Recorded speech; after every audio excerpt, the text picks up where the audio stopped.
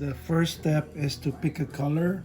Like I said, it could be your favorite color or a complementary color to your skin tone. If you look at her skin tone, it's a little reddish skin tone, but I'm gonna have matching background colors for them because this is my anniversary gift for them, a surprise anniversary gift. So I'm just gonna color it with the same green color that like I did her hubby Dondi. And like I said, you can, don't worry if you go over the pencil outline. It's acrylic and acrylic dries quickly, and you can easily top that with a different color after it dries. So I'm gonna color the sides as well.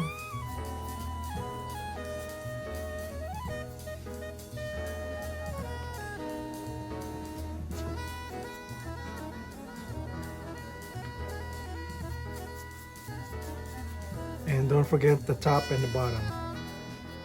So once you lay the background color, go over it lightly with your medium flat brush to add a little bit of texture before it dries. So just having little random dabs of your brush on the colored area, background color area, will give it that that texture like you see on Dondi's background. And then we'll just let it dry for a few minutes before we apply the first layer of skin tone. So we're starting this other painting, Honey's painting, and we're putting in the back. We'll put in the background already. We're still using the medium flat brush for larger areas, and we're covering the mid-tones of her skin first, just like we did Dondi's. Very light. Make sure that's just a little bit of paint and a little bit of water so that you can still see the pencil sketch underneath this thin layer. Otherwise, you're not going to be able to figure out where the other colors fall after this layer dries. So make sure that it's translucent enough, your mixture, so that you can still see the pencil underneath this initial layer.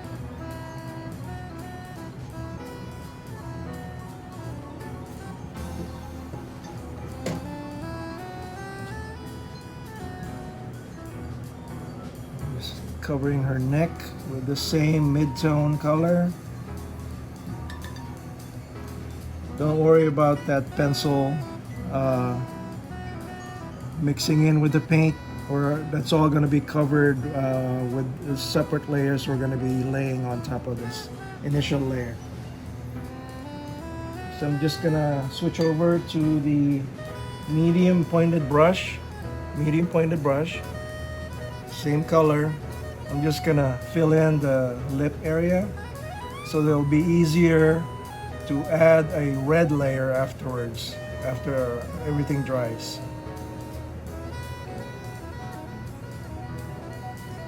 Okay, cover the lip area with the same mid-tone color that we're doing for all of her face. And then we're just gonna let that dry. Thin layer of mid-tones is done and dry. We're gonna add the second skin tone area layer. More of a flesh color.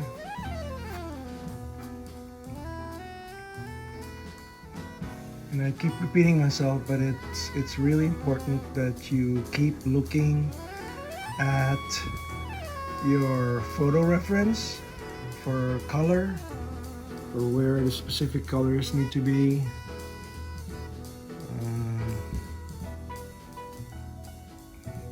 to put these succeeding layers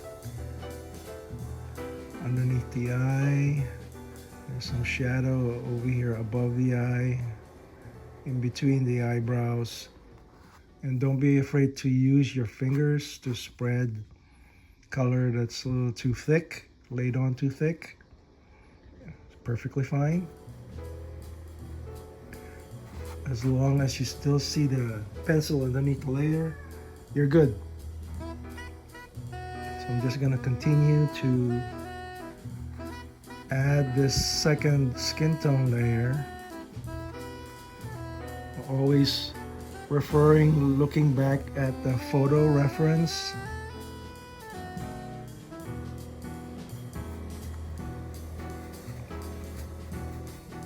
Okay.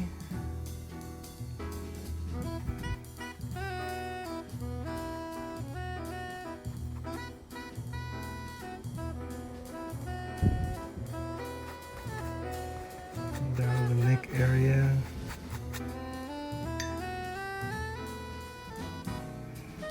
And for these large areas that you need to paint, I'm using the filbert or the rounded medium. Now I'm playing a third layer for the skin. See the areas where there's reddish, sides of her forehead, middle of the eye area, the nose, cheeks obviously, lips, and a little bit on the chin, and the throat area. So I added the red tint, skin tone on those areas I just mentioned. And we're just gonna let that dry and get another, probably a fourth layer with some yellow ochre, just a light brown, to go for the edges, the dark edges under the nose, the cheekbones,